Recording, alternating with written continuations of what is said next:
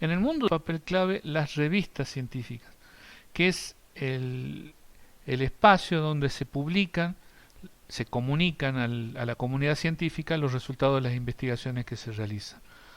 El- es también un aspecto que merece su análisis crítico porque con mayor o menor crudeza, con mayor o menor sesgo, en todas las disciplinas hay determinadas editoriales que tienen un papel central y existen formas de poder comunicar los resultados científicos que están bastante pautados. Y ciertas revistas son más prestigiosas que otras, tienen mayor impacto, y eso no quiere necesariamente decir que tengan el material de mayor relevancia. Obviamente, tampoco quiere decir lo contrario. De nuevo, no son afirmaciones absolutas estas. Son valiosas, son importantes muchas revistas científicas y el índice de impacto, que es decir, cuánto influye una determinada publicación, cuántas citas tiene, son aspectos que son dignos de tenerse en cuenta. Sin embargo, vamos a poner acá también el ojo a partir de una experiencia concreta de que eso no es automático, no es un indicador absoluto de que alguien que ha hecho una publicación en una revista prestigiosa ha dicho lo último o lo más valedero en términos científicos. Es importante, hay que tenerlo en cuenta, pero como en todo, es importante la crítica, ser capaz de poner en tela de juicios las afirmaciones. Hay un caso que es de un físico llamado Sokal, que en el año 1996 publicó en una revista llamada Social Text un artículo que se llamaba Transgrediendo los límites, hacia una hermenéutica transformativa de la gravedad cuántica.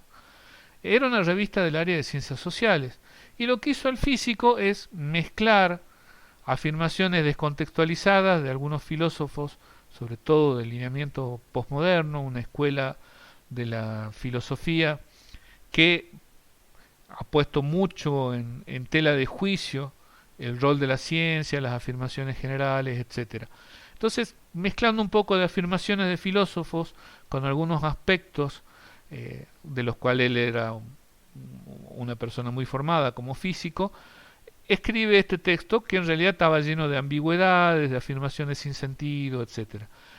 Ese texto así pasó las revisiones de los árbitros, o sea, de aquellos, los revisores, evaluadores que se encargan de determinar si es que es publicable o no un artículo científico. Entonces, de esta forma, un poco cruda y un poco este, provocadora, Sokal puso en tela de juicio el sistema de referato de las publicaciones académicas. Decía que el sistema por el cual un grupo de árbitros o referees van a determinar si es que un trabajo es publicable o no.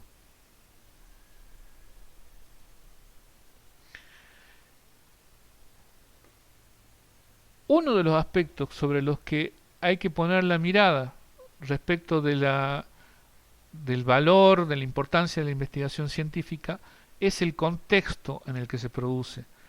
Como ya hemos marcado varias veces acá, no existe esa noción de una ciencia pura por el cual los investigadores tienen intereses genéricos, abstractos, desprendidos de sus intenciones personales.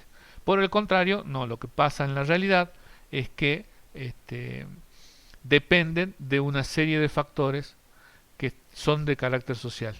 Es decir, la investigación va a depender del contexto cultural, político y económico en el que se produce. Hay cosas que vas a poder investigar con mucho apoyo, van a ser bien vistas, van a ser publicadas con mayor facilidad que otras. Y eso no quiere decir que aquellas otras cosas que se estén dejando de lado no puedan ser de gran valor e incluso puede que lo sean en otro momento, en otro contexto, en una situación diferente. Eh, ¿Qué temas se investiga o qué no? Son, según ese contexto, van a ser algunos más relevantes que otros. Es decir, investigar el cambio climático en el lugar a donde uno se encuentre puede llegar a ser mucho más importante que en otro.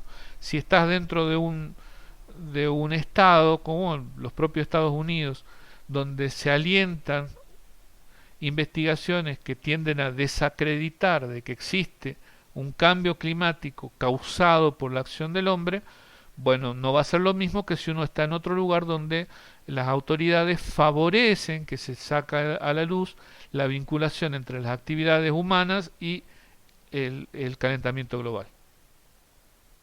En ese sentido, una de las formas clave para que esto prospere o no va a ser el financiamiento. Es decir, va a haber plata para aquellas investigaciones que estén alineadas con ese contexto y va a ser mucho más difícil para aquellas que no lo sean. Digo, algo clásico es que cualquier empresa va a estar dispuesta a costear investigaciones que impliquen que ellos tengan menores costos.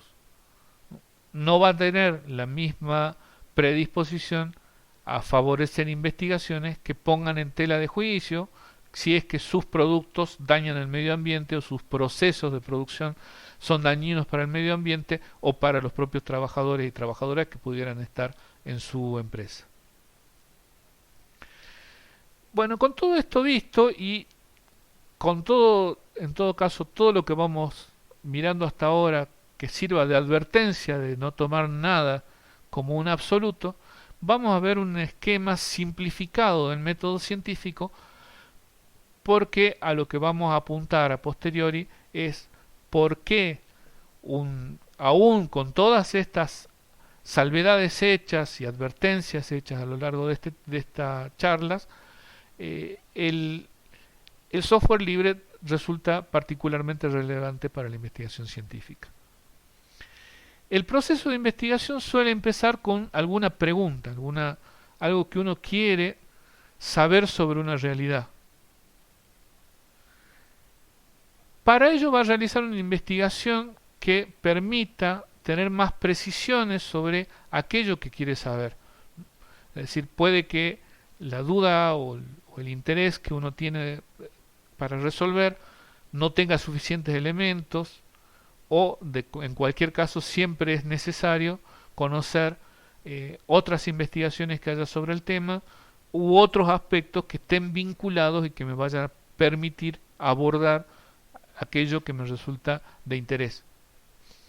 Luego voy a formular hipótesis, es decir, escribir afirmaciones que son las que yo voy a poner a consideración.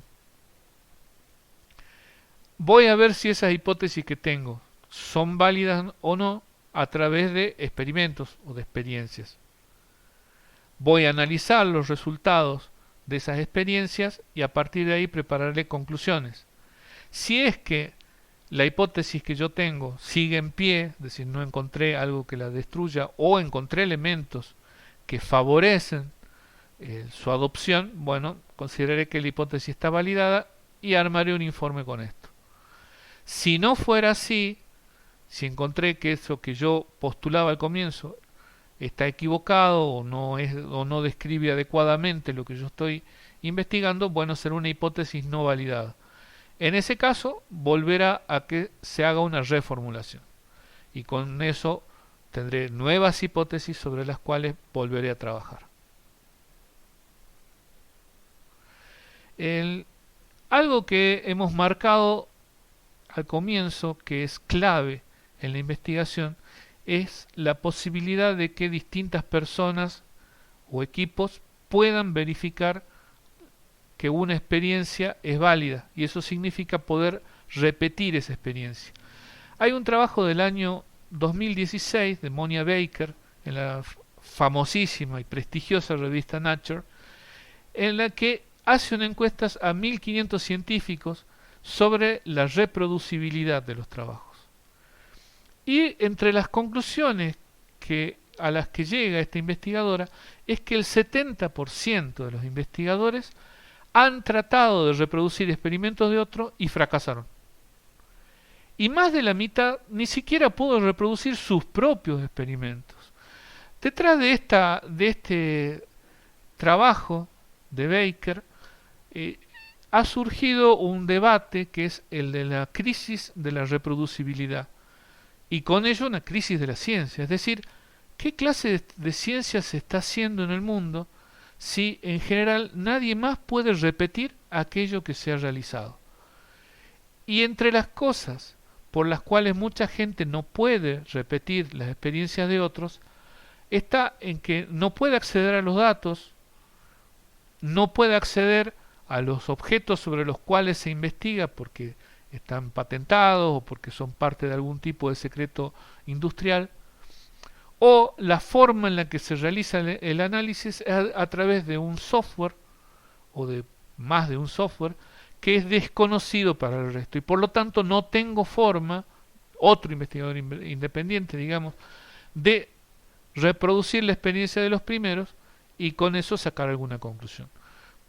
Esto es algo de lo que vamos a volver a ver tanto en el ámbito del uso del software libre en la investigación científica en general, como el software libre como un objeto de investigación.